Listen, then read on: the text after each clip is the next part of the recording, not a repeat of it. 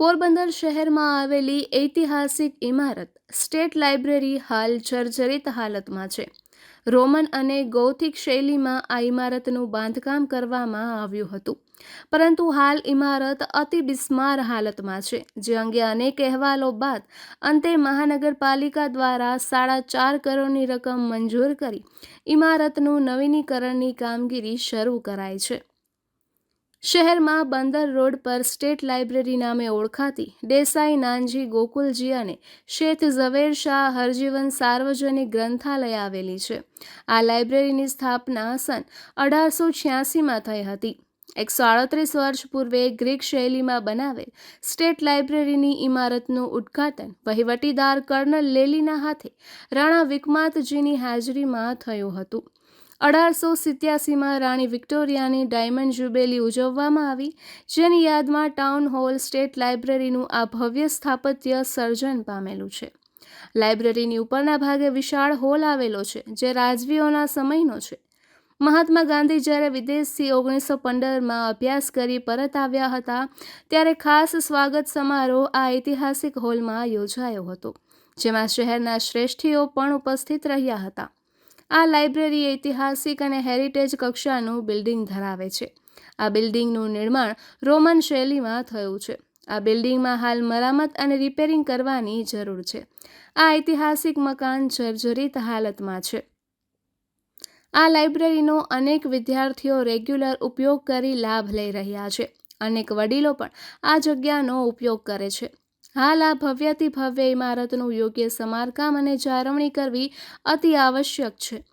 લાઇબ્રેરીના ઉપરના વિભાગનો અમુક ભાગ જર્જરિત થઈ ગયો છે. ટાવર ક્લોક બંધ હાલતમાં છે.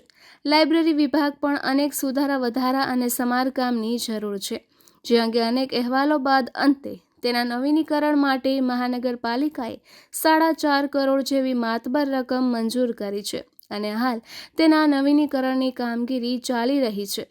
સંપૂર્ણ હેરિટેજ અને છે તે જ સ્વરૂપમાં ઇમારતનું નવીકરણ કરવામાં આવે તેવું અધિકારીએ જણાવ્યું હતું. નિપુલ પોપટ, પોરબંદર ટાઈમ્સ. પોરબંદર શહેરમાં દરિયા કિનારે બંદર રોડ પર જૂની સ્ટેટ લાઇબ્રેરી આવેલી છે. એ સ્ટેટ લાઇબ્રેરીનું જે પ્રથમ માળ છે એ જર્જરિત થવાથી એના રિસ્ટોરેશનનું કામ હાથ ધરવામાં આવેલું છે. જ્યાં સંપૂર્ણ જે રિસ્ટોરેશન છે હેરિટેજ પદ્ધતિથી કરવામાં આવશે અને જે મૂળ બિલ્ડિંગ હતું એ જ પ્રમાણે નવેસરથી આ બિલ્ડિંગનો પહેલો માળ બનાવવામાં આવનાર છે. જે આ કામગીરી જે સવાણી એન્જિનિયરિંગ જે કંપની છે એને સોંપવામાં આવેલું છે. અંદાજે 4 કરોડથી વધુનો ખર્ચ એમાં થનાર છે અને એમાં સંપૂર્ણ જે કાર્ય પદ્ધતિ છે એમાં હેરિટેજ પદ્ધતિ કે જેમાં ધારો કે લાકડા હોય તો એ લાકડાને આપણે લિન્સીડ ઓઇલમાં ઉકાળી અને તૈયાર કરવામાં આવે છે અને એમાં જે પ્લાસ્ટર છે એ પણ ચૂનાનું પ્લાસ્ટર કરવામાં આવે છે. તમામ જે બગડેલા લાકડા છે, બગડેલી બારણા અને જે બારીઓ છે એ તમામ બારીઓ બારણાનું રેસ્ટોરેશન કરવામાં આવશે. હાલ જે સંપૂર્ણ છત છે ઉતારી અને એના લાકડાનું રેસ્ટોરેશન કરવાની કામગીરી હાથ ધરવામાં આવી રહેલ છે. સંપૂર્ણ છત ઉતારી અને જે વોટર લીકેજ થાય છે એ સમસ્યા સંપૂર્ણપણે દૂર કરવામાં આવશે. જે લોખંડના મેમ્બર છે, જે આઈ સેક્શન કહેવાય, એ આઈ સેક્શન જે બગડેલા છે એ પણ રિપ્લેસ કરવામાં આવશે અને તે સિવાયના સેક્શન રિપેર કરવામાં આવશે. ટૂંકમાં સંપૂર્ણ હેરિટેજ પદ્ધતિથી રિસ્ટોરેશન કરવામાં આવી રહેલું છે.